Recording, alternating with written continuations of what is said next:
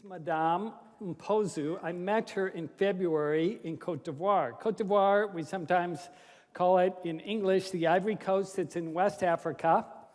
And Madame Mpuzo grew up Muslim, and she first met Jesus in a dream. And through that dream, she realized Jesus is real, he's alive, he's awesome.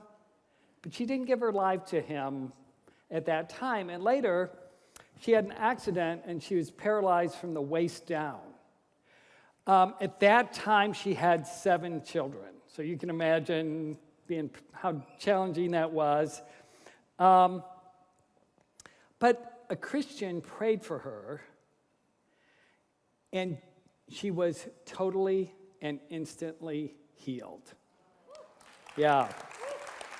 And the person told her, "Don't thank me.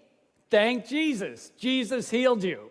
So she thanked Jesus, and she surrendered her life to him. And her husband beat her and said, "We're good Muslims. You cannot follow Jesus." But she persisted in following Jesus, and he threw her and their 7 children out of the house.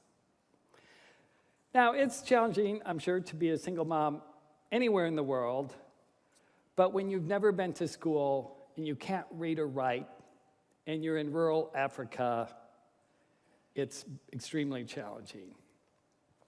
Last year, Madame Mpuzo stepped up, and she and 2 other women and 1 guy were trained. This was February of 2016. They were trained by the Vineyard Church of Knoxville, Tennessee, and a ministry called City Team, which is an international training. They train church planners in 51 countries, 400 movements around the world, and she was trained by them to plant churches. So she and these other 3 church planners, they got scooters, the Vineyard gave them gas, and they targeted 80 Muslim villages that had no church, essentially no Christian presence.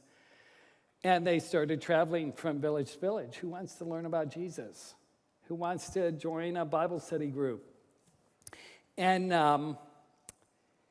in the first 16 months, 312 new people have been led to Christ.